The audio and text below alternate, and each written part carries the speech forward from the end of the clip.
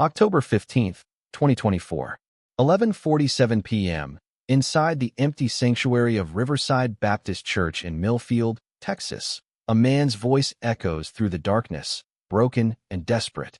I didn't mean for it to happen. She was going to destroy everything. The church, my family, my life. A respected pastor is on his knees, tears streaming down his face, confessing to something so horrific that it will shatter an entire community. But who is the woman standing before him in the shadows? And why is he convinced he's seeing someone who should be dead? You see, 5 years earlier, on October 8th, 2019, at exactly 9:23 p.m., Sarah Martinez kissed her 2 children goodnight for the last time. 7-year-old Emma and 5-year-old Carlos had no idea that when their mother walked out the door to attend Wednesday night Bible study, she would never come home. Her car was found the next morning in the church parking lot, keys still in the ignition, her purse untouched on the passenger seat. Sarah had simply vanished. The search consumed the small town of Millfield for weeks. Hundreds of volunteers combed through fields, forests, and abandoned buildings.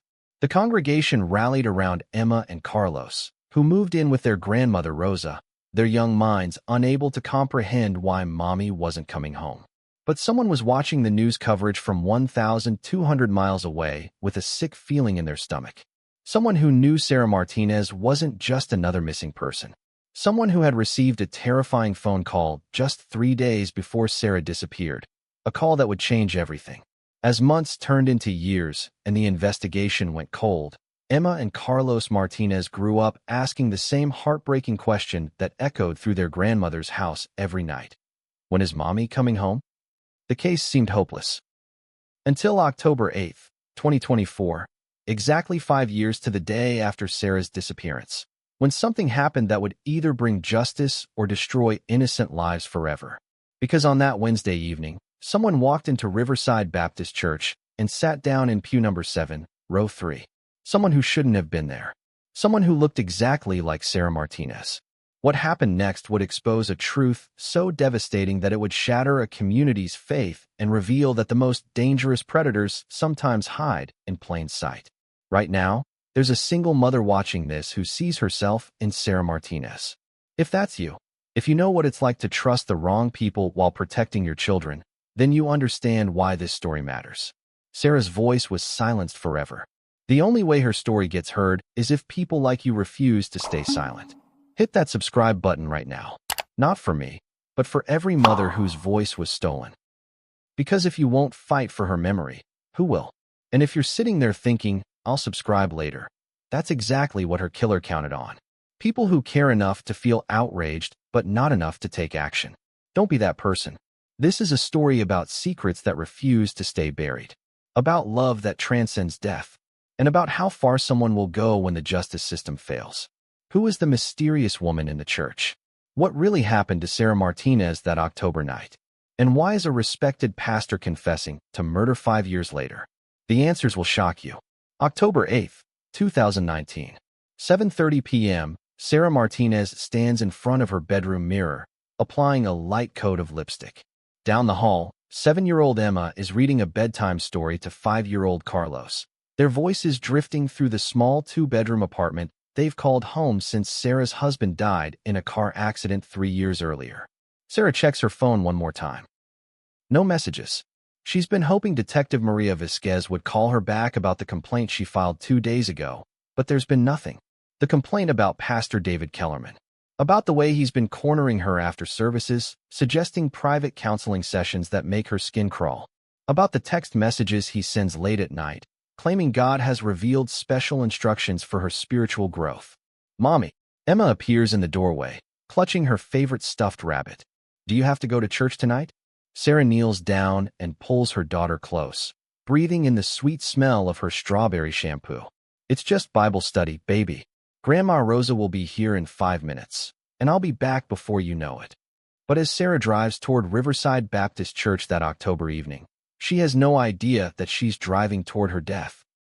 She has no idea that Pastor Kellerman has been watching her apartment, timing her movements, growing increasingly desperate as rumors of her complaint begin to spread among the church board members. Sarah's car sits alone in the church parking lot, engine still running, driver's door hanging open. Her purse is on the passenger seat, her phone on the floor. There are no signs of struggle, no witnesses, no screams in the night. By morning, when a groundskeeper discovers the abandoned vehicle, Sara Martinez has simply vanished from the face of the earth. The investigation begins immediately. Detective Maria Vasquez arrives at the scene at 6:20 a.m., her coffee still steaming in the cool October air. She's worked missing persons cases for 15 years, but something about the pristine condition of Sara's car bothers her. No woman leaves her purse behind willingly. No mother abandons her children without a word. Within hours, the entire town of Millfield is searching. Pastor Kellerman organizes volunteer groups, his voice breaking with emotion as he leads prayers for Sara's safe return. He comforts Sara's children when they arrive with their grandmother Rosa, their confused tears breaking the hearts of everyone present.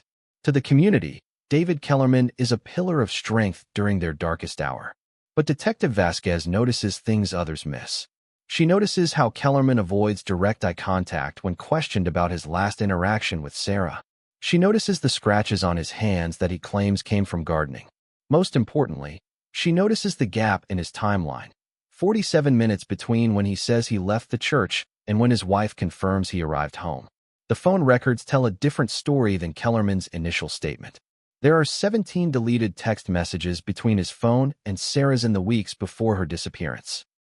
When pressed, Kellerman admits to spiritual counseling, but claims the messages were routine pastoral care.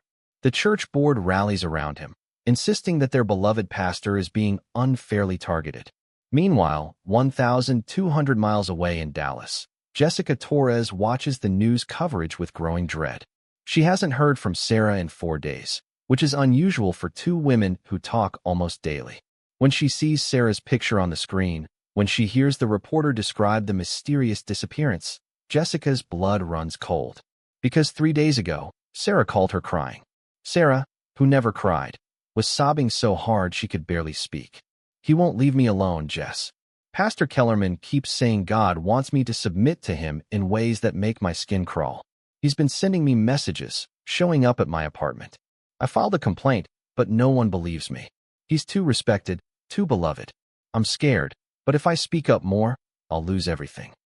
The church pays for Emma's daycare. They help with our groceries. It's all we have." Jessica immediately offered to drive to Texas to help Sara find another church, another support system. But Sara begged her to wait. "I'm going to try talking to him one more time," she said. "Maybe if I'm clear about my boundaries, he'll back off. I can't just run away from this." Those were the last words Jessica ever heard from her best friend. As days turn to weeks and weeks turn to months, the investigation stalls. Detective Vasquez follows every lead, interviews every church member, searches every inch of the surrounding countryside. But without concrete evidence, without a body, David Kellerman remains untouchable. The case goes cold, filed away with hundreds of other unsolved disappearances. Sara's children move in with their grandmother Rosa permanently. Emma stops talking for 3 months. Carlos starts having nightmares about monsters taking his mommy away. The community slowly stops talking about Sara Martinez, moving on with their lives while 2 children wait every day for their mother to come home.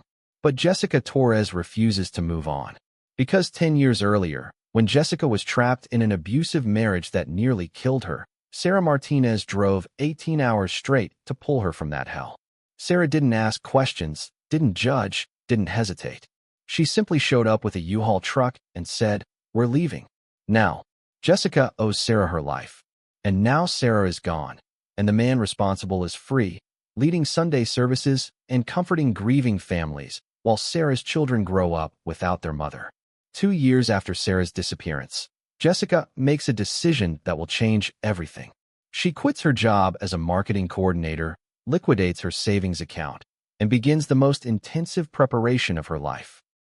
She studies every photograph of Sara, every video from church functions, every social media post. She practices Sara's laugh, her walk, the way she tucked her hair behind her right ear when nervous. She undergoes subtle cosmetic procedures to enhance their natural resemblance, a slight adjustment to her nose, injections to match Sara's lip shape, contact lenses to darken her eyes from hazel to brown. She learns every hymn Sara loved, memorizes Bible verses that brought her comfort, even adopts Sarah's handwriting style. Most importantly, Jessica studies Pastor David Kellerman. She learns his schedule, his habits, his psychological weaknesses. She discovers that guilt is a powerful weapon, and that sometimes the only way to catch a killer is to make him believe his victim has returned from the grave. Jessica Torres checks into the Millfield Motor Lodge under her real name. In her suitcase, she carries Sarah's favorite perfume, a dress identical to one Sarah wore to church, and a single photograph, Sarah laughing with Emma and Carlos at the park, taken just weeks before she disappeared. Tomorrow, exactly 5 years after Sarah Martinez vanished, Jessica will walk into Riverside Baptist Church and begin the final phase of her mission. She will become Sarah's ghost, Sarah's voice, Sarah's vengeance. Because some friendships are stronger than death, and some promises must be kept no matter the cost. October 8th, 2024, 6:45 p.m., Jessica Torres sits in her rental car outside Riverside Baptist Church, watching families arrive for Wednesday night service. Her hands grip the steering wheel as she observes Pastor David Kellerman greeting congregants at the front entrance, his warm smile and firm handshakes projecting the image of a beloved spiritual leader. For 5 years, this man has slept peacefully while Sarah's children cried themselves to sleep wondering where their mother went. Jessica checks her reflection in the rearview mirror one final time. The woman staring back at her is no longer Jessica Torres from Dallas. The brown contact lenses, the subtle changes to her facial structure, the carefully styled hair. She has become someone else. Someone who died 5 years ago in this very parking lot. Jessica enters the sanctuary and immediately feels the weight of 100 curious eyes. Small towns notice strangers, especially in churches where the same families have occupied the same pews for decades. She makes her way to row 3, pew 7, the exact spot where Sarah Martinez sat every Wednesday for 3 years. As she settles into the worn wooden seat, she can almost feel Sarah's presence beside her. Pastor Kellerman begins the service with his usual confident demeanor, but Jessica notices the moment his gaze lands on her. His voice catches slightly as he announces the opening hymn, and his eyes keep returning to row 3 throughout the next 20 minutes. She participates in every response, sings every verse, and maintains steady eye contact whenever he looks her way. During the sermon about forgiveness and redemption, Jessica allows herself a small smile when Kellerman stumbles over a Bible verse he's quoted countless times. Several congregation members shift uncomfortably, sensing something unusual about their normally polished pastor. Margaret Kellerman, sitting in the front row with their twin daughters, notices her husband's distraction and follows his gaze to the mysterious visitor. As the service concludes and people begin filing out, Jessica remains seated, watching Kellerman greet his flock. She's studied his patterns for months. He always stays until the last person leaves.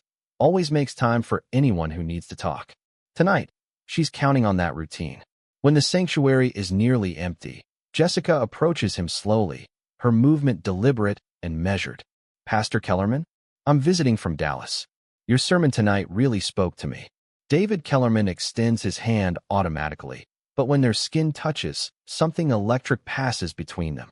Jessica has practiced this handshake dozens of times, mimicking exactly the way Sarah used to grip hands slightly longer than necessary, her thumb pressing gently against the other person's knuckle. It's a gesture so specific, so uniquely Sarah's, that Kellerman's breath catches in his throat. I'm sorry, he says, pulling his hand back just a fraction too quickly. You remind me of someone I used to know. Jessica tilts her head to the left, exactly the way Sarah did when she was curious. Really? I get that a lot. I have one of those faces, I guess. She pauses, letting the silence stretch just long enough to become uncomfortable. I was hoping I might attend regularly while I'm in town. I'll be here for several weeks. Of course. Kellerman manages, though his voice sounds strained. We welcome all visitors. May I ask what brings you to Millfield? Family business, Jessica replies vaguely, then adds with Sarah's gentle smile. Actually, I heard about your church from a mutual friend, Sarah Martinez. She always spoke so highly of your spiritual guidance. The color drains from Kellerman's face so quickly that Margaret, approaching with car keys in hand, immediately notices. David, the girls are getting restless in the car. Yes, right away. He stammers, never taking his eyes off Jessica. "I hope we'll see you again soon, Miss Torres." Jessica Torres. She turns to leave, then glances back over her shoulder. "Oh, and Pastor? Sarah always said you gave the most meaningful sermons about conscience and guilt. I'm really looking forward to hearing one of those." David Kellerman sits alone in his home office, staring at his computer screen. He's opened and closed the same Google search 15 times. Jessica Torres, Dallas. His hands shake as he reaches for the glass of bourbon he's poured, his third since arriving home.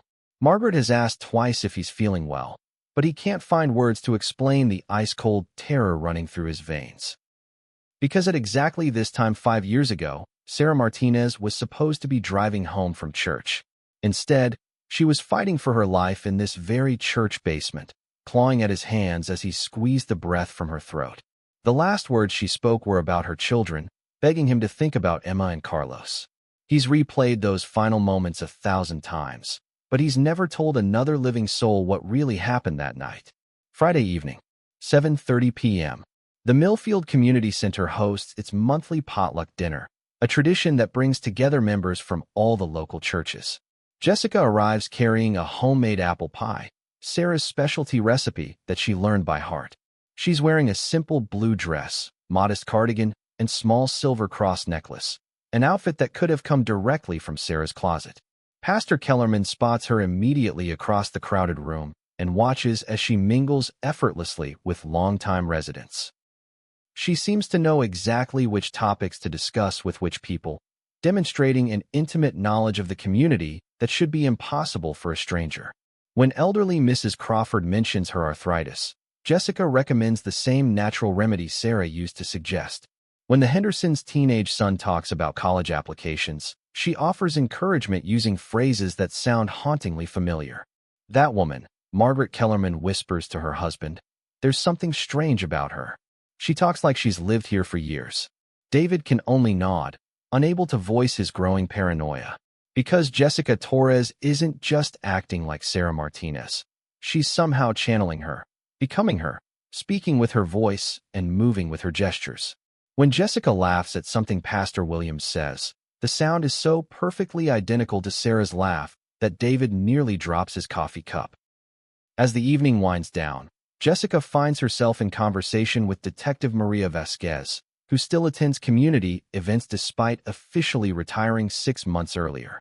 The detective's sharp eyes study Jessica with professional interest. "I don't think we've met," Vasquez says, extending her hand. Maria Vasquez, formerly with the Millfield Police Department. "Jessica Torres," comes the reply, accompanied by Sarah's firm handshake. "I'm visiting from Dallas." "Dallas, interesting. What brings you to our little town?" Jessica glances across the room where Pastor Kellerman stands frozen, clearly straining to hear their conversation. "I'm looking into some family history, trying to understand what happened to people I cared about." Detective Vasquez follows Jessica's gaze to Kellerman, then back to the mysterious visitor. Something in the woman's tone triggers her investigative instincts. Family history can be complicated. Sometimes the past holds secrets people would rather keep buried. "Exactly." Jessica agrees, her voice carrying an edge that makes Kellerman's blood run cold. "But I believe the truth always finds a way to surface, don't you, Detective?" Sunday morning, 10:45 a.m. Jessica attends her first Sunday service at Riverside Baptist Church, arriving early to claim Sarah's preferred seat. She's wearing Sarah's favorite Sunday dress, navy blue with small white flowers, which she had recreated exactly from photographs. As the sanctuary fills with families, children's voices echoing off the wooden walls, Jessica bows her head in what appears to be prayer. Pastor Kellerman struggles through his sermon on moral courage, his usual confidence shattered by the sight of the woman in row 3. When he calls for the congregation to examine their consciences for unconfessed sins, Jessica raises her head and stares directly at him, her brown eyes holding his gaze without blinking. Several church members notice the pastor's obvious discomfort, whispering among themselves about his recent erratic behavior. During the closing hymn, "How Great Thou Art," Jessica's voice rises clear and strong above the congregation. She sings with the same passion Sarah always brought to worship, the same slight vibrato on the high notes. David Kellerman's hands tremble as he grips the pulpit, memories flooding back of Sarah's voice lifted in praise just days before he silenced it forever. As families gather on the church lawn for fellowship, Jessica approaches the memorial garden where a small plaque commemorates all the missing souls of our community. She kneels beside the marker, placing a single white rose at its base. The gesture draws attention from several congregants, including the church board members who've begun questioning their pastor's recent strange behavior. "Excuse me," says Thomas Bradley, the church treasurer, approaching Jessica with cautious curiosity. "Are you remembering someone in particular?" Jessica looks up with tears glistening in her eyes, an expression of grief so genuine that Bradley instinctively reaches out to comfort her. "A dear friend," she whispers. "Someone who loved this church deeply. Someone who trusted the wrong person and paid the ultimate price." Her words carry across the lawn, reaching Pastor Kellerman as he stands near the church entrance. The phrase, "trusted the wrong person," hits him like a physical blow, because those were among the last words Sarah Martinez spoke before he killed her. Words that only he should know. Words that this stranger from Dallas shouldn't possibly be able to repeat. As Jessica rises from the memorial garden and walks toward her car, she turns back one final time. Her eyes find Pastor Kellerman across the crowded lawn, and she mouths two words that drain the blood from his face. "I remember." That night, David Kellerman doesn't sleep. He paces his bedroom floor while Margaret and their daughters sleep peacefully, unaware that their husband and father is slowly losing his grip on reality. Because somehow, impossibly, Sarah Martinez has returned to finish the conversation he cut short 5 years ago. And this time, she won't be silenced so easily. Pastor David Kellerman stands at his kitchen window, watching the empty street through the blinds. He's been awake for 18 hours straight, his mind racing through possibilities that all lead to the same impossible conclusion. The woman calling herself Jessica Torres knows things she shouldn't know. She moves like Sarah, talks like Sarah, even smells like Sarah when she passes close enough. But Sarah Martinez is dead, buried in an unmarked grave 40 miles outside of town, and David Kellerman put her there himself. His wife Margaret finds him there at dawn, still clutching a cold cup of coffee and staring into the distance. "David, you haven't slept in days. What's going on?" "Nothing." He lies, the same word he's been using for 5 years whenever anyone gets too close to the truth. "Just church business." But Margaret Kellerman has been married to this man for 16 years, and she knows the difference between stress and terror. The way his hands shake when he reaches for his morning medication, the way he jumps at every unexpected sound, the way he's been checking and rechecking the locks on their doors. This isn't the behavior of a man dealing with church politics. October 13th, 2024, 11:30 a.m.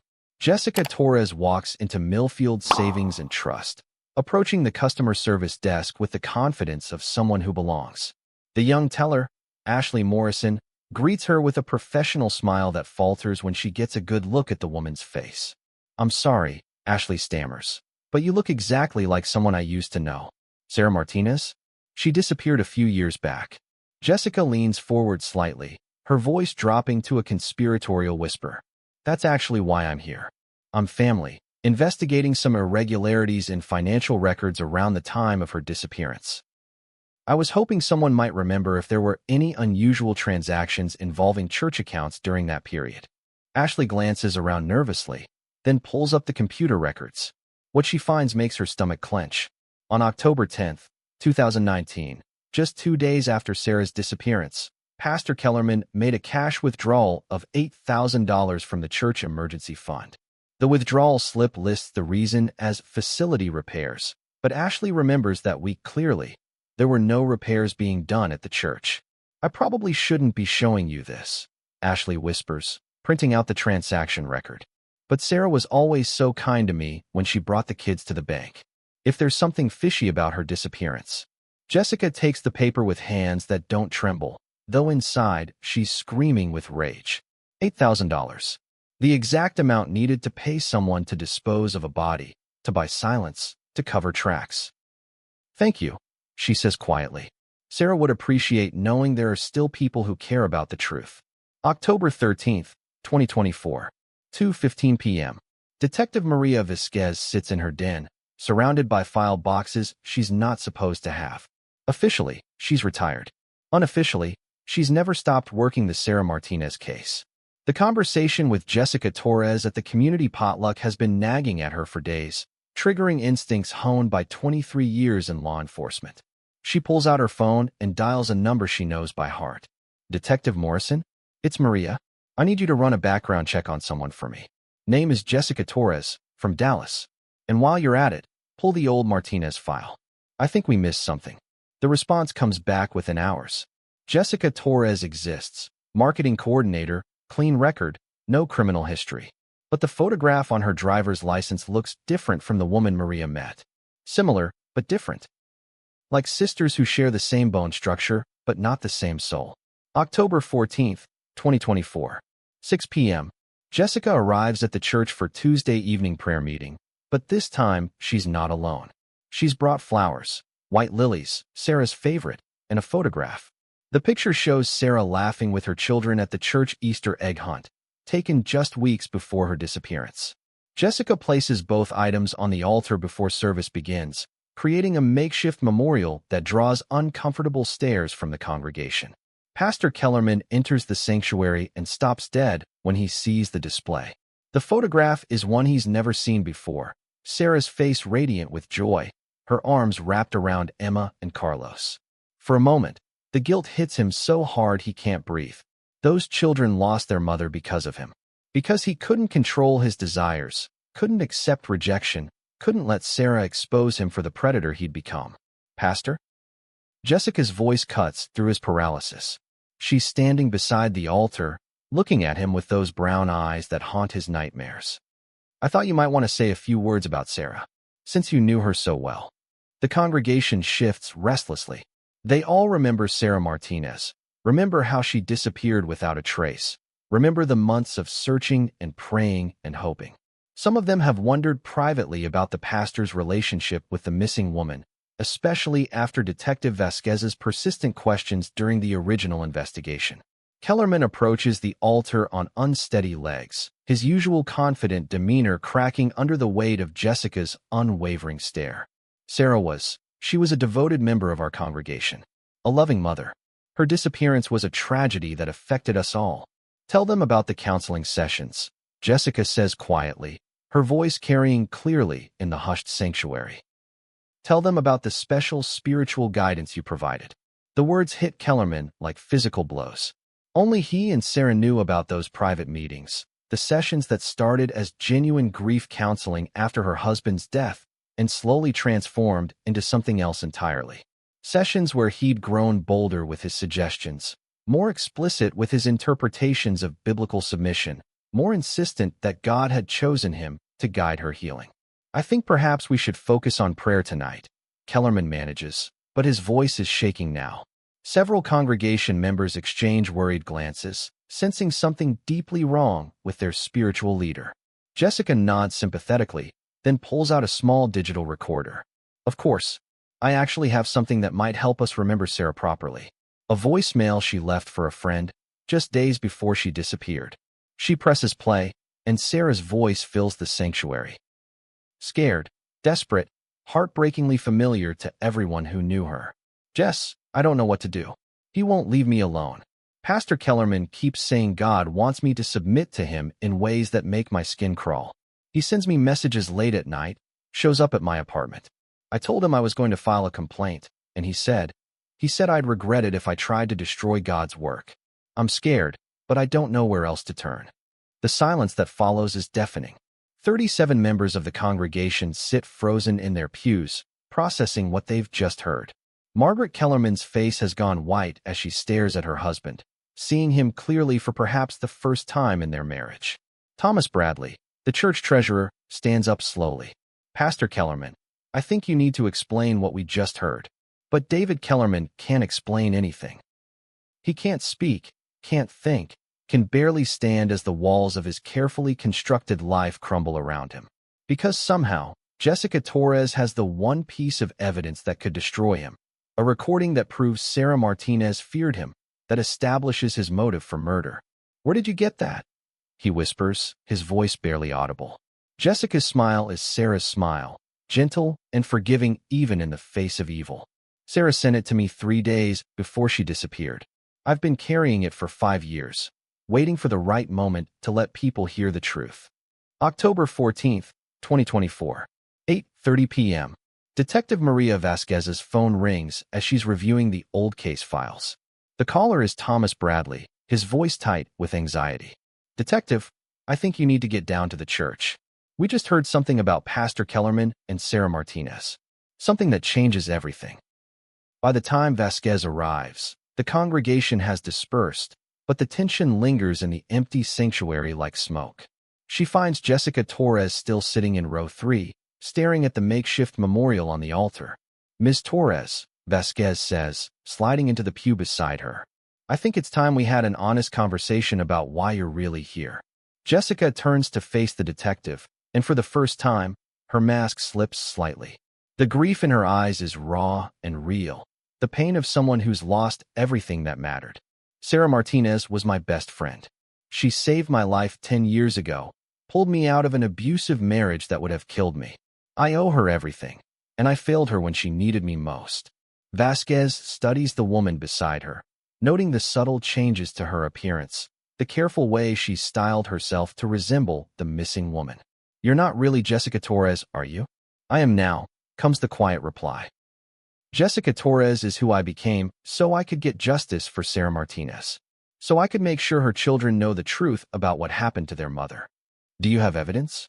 "Real evidence that would hold up in court." Jessica reaches into her purse and pulls out a USB drive. Bank records showing Kellerman withdrew $8,000 in cash 2 days after Sarah disappeared. Phone records showing deleted messages between them. Security footage from Sarah's apartment building showing him there the night she vanished. And recordings of our recent conversations where he's made several incriminating statements. Detective Vasquez takes the drive with trembling hands. After 5 years of dead ends and cold leads, the Sarah Martinez case might finally have the evidence needed for justice. "Why didn't you come to us with this sooner?" "Because I needed him to confess. I needed him broken down, desperate, convinced that his past had finally caught up with him." Jessica looks toward the altar where Sarah's photograph still stands. "I needed him to feel the same terror Sarah felt in her final moments." Pastor David Kellerman sits in his study, a loaded gun in his trembling hands. His wife has taken their daughters to her sister's house, unable to look at him after hearing Sarah's voicemail. The church board has called an emergency meeting for tomorrow morning to discuss his immediate removal. Detective Vasquez has left 3 messages on his phone about coming in for questioning. But it's the knock at his front door that finally breaks him completely. Because when he looks through the peephole, Jessica Torres is standing on his porch, wearing Sarah's favorite dress and holding a single white lily. And for the first time in 5 years, David Kellerman understands that some sins can never be buried deep enough to stay hidden forever. David Kellerman stares through the peephole at the woman standing on his porch, his hand still gripping the loaded revolver. Jessica Torres hasn't moved, hasn't knocked again, hasn't called out. She's simply standing there in the yellow glow of his porch light, patient as death itself. In her hands, the white lily trembles slightly in the October breeze. Kellerman's rational mind knows this is Jessica Torres, the woman from Dallas who's been tormenting him for the past week. But his guilt-ravaged conscience sees Sarah Martinez, returned from the grave to claim her vengeance. The distinction no longer matters. Both women want the same thing, the truth about what happened that October night 5 years ago. He opens the door with shaking hands, the gun hidden behind his back. "What do you want?" Jessica steps into the light, and Kellerman sees that she's been crying. Real tears streak her carefully applied makeup, and her voice wavers when she speaks. "I want to know where you buried her, David. I want to know where Sarah's body is so her children can finally say goodbye." The use of his first name, spoken in Sarah's gentle tone, hits him like a sledgehammer. No one calls him David anymore except his wife and children. Everyone else says Pastor Kellerman, Father David, Reverend. But Sarah always used his first name, especially during those final terrible moments when she was begging for her life. "I don't know what you're talking about," he whispers, but even he doesn't believe the words anymore. Jessica tilts her head exactly the way Sarah used to when she was disappointed in someone. "David, I know you took $8,000 from the church emergency fund 2 days after she disappeared.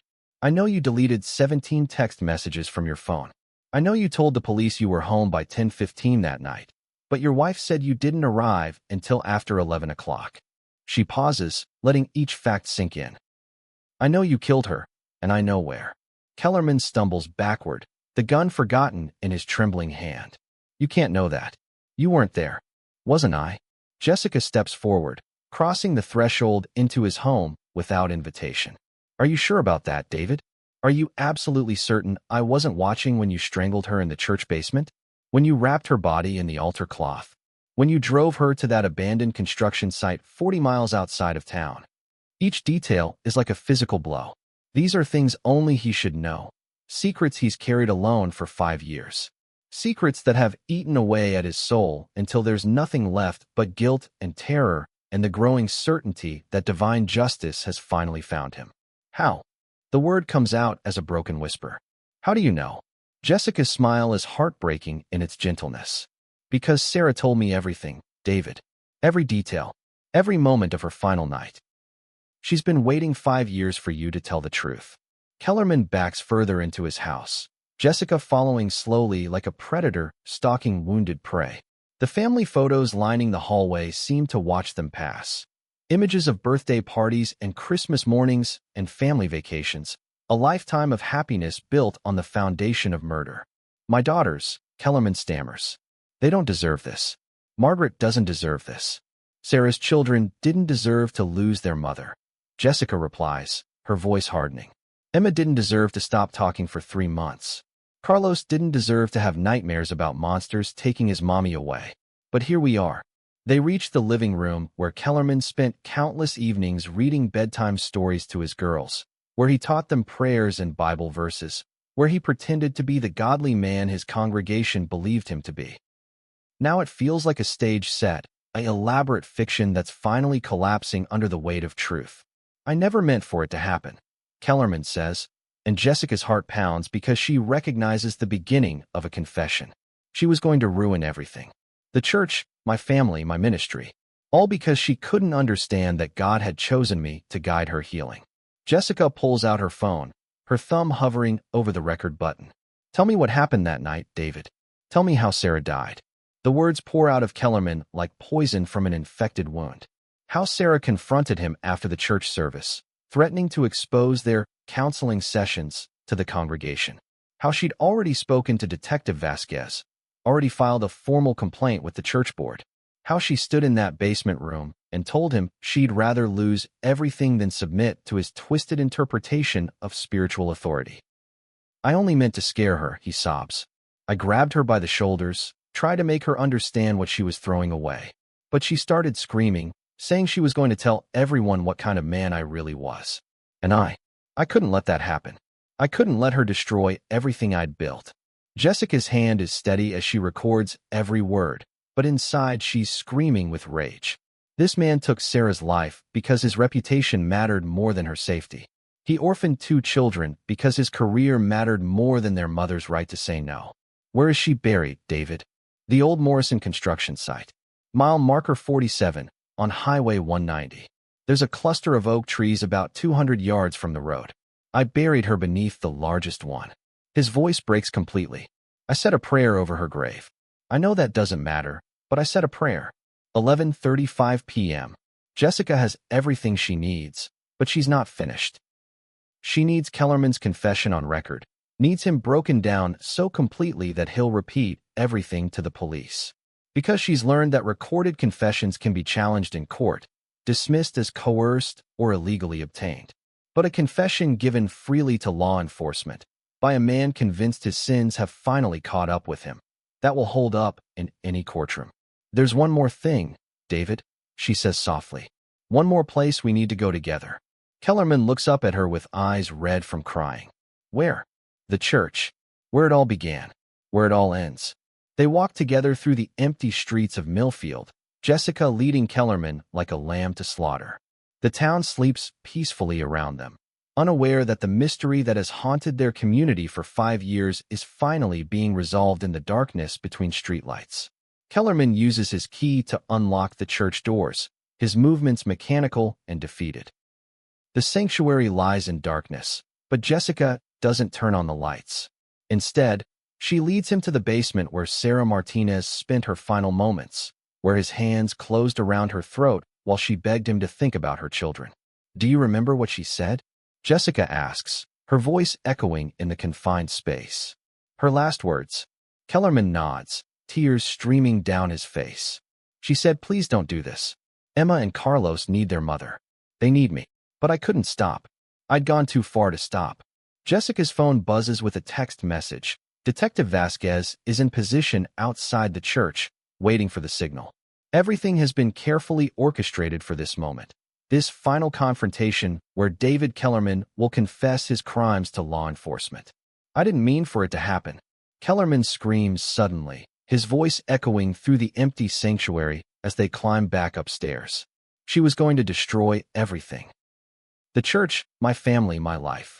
Jessica leads him to the altar where Sarah's photograph still sits among the white flowers, illuminated by moonlight streaming through the stained glass windows. "Tell me again, David. Tell me exactly how you killed Sarah Martinez." And he does. Every horrific detail spills out in the darkness. How he squeezed the life from Sarah's body while she clawed at his hands. How he wrapped her in the altar cloth that now hangs behind them. How he dug her grave in the frozen October ground while her children slept safely in their beds, unaware they'd become orphans. The sanctuary doors open quietly, and Detective Maria Vasquez steps inside, her backup officers close behind. They've heard everything through Jessica's phone, every word of Kellerman's confession captured on police recording equipment. "Pastor David Kellerman," Vasquez says, her voice cutting through his sobs, "you're under arrest for the murder of Sarah Martinez." October 16th, 2024, 8:30 a.m. The story breaks on every news channel from Dallas to Houston. Beloved pastor arrested for murder after 5-year investigation. The footage shows Kellerman being led away in handcuffs, his congregation gathering in shocked silence outside the church that will never feel the same again. Jessica Torres sits in Detective Vasquez's office, signing the last of her witness statements. The USB drive with all her evidence sits on the desk between them, along with the recorded confession that will ensure David Kellerman spends the rest of his life in prison. "What happens now?" Vasquez asks.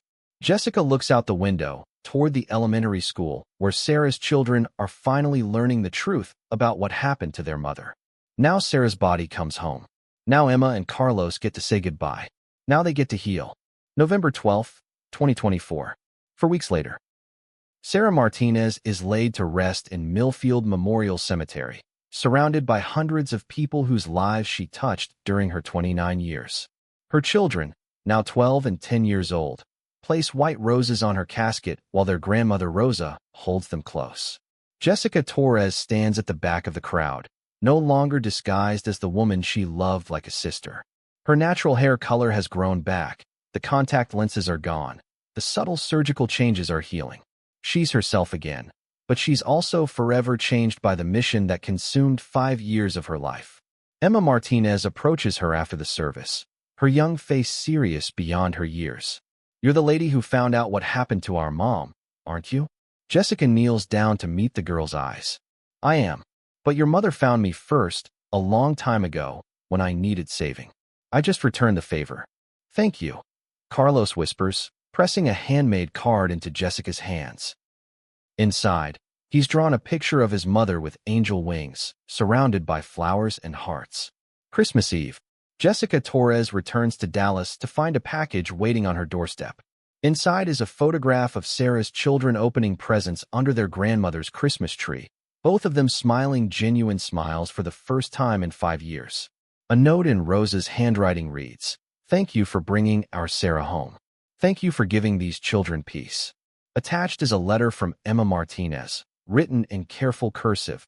"Miss Jessica, we're starting a foundation to help other families find missing people. We want to call it Sarah's Voice. Will you help us? Mom would want us to help other kids like us." 3 years later, Sarah's Voice Foundation has helped solve 17 cold cases and provided support to over 200 families dealing with missing loved ones. Emma Martinez, now 15, speaks at conferences about victims' rights and the importance of never giving up hope. Carlos Martinez, 13, wants to become a detective when he grows up. And in a small town in Texas, Riverside Baptist Church has been renovated from top to bottom, its new pastor preaching genuine messages of love and forgiveness, while implementing strict safeguards to protect the vulnerable members of his flock. Jessica Torres visits Sarah's grave every year on October 8th, the anniversary of her disappearance.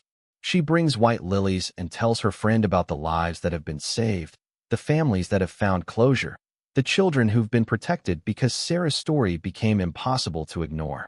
On her most recent visit, she left a simple message carved into the stone. Your voice was never silenced. It just learned to speak through those who loved you most. David Kellerman will spend the rest of his life in prison, his name forever associated with the betrayal of sacred trust.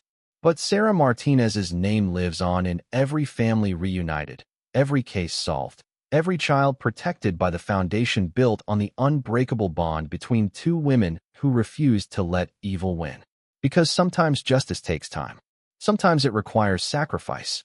And sometimes the deepest love is proven not by living for someone, but by ensuring their story never dies. Sarah Martinez is finally home, and her voice will never be silenced again. Sarah's children found peace because one person refused to stay silent. If this story moved you, if you believe voices like Sarah's deserve to be heard, then prove it. Hit subscribe right now, because the next Sarah Martinez might be counting on you to care enough to listen. Don't scroll away. Subscribe.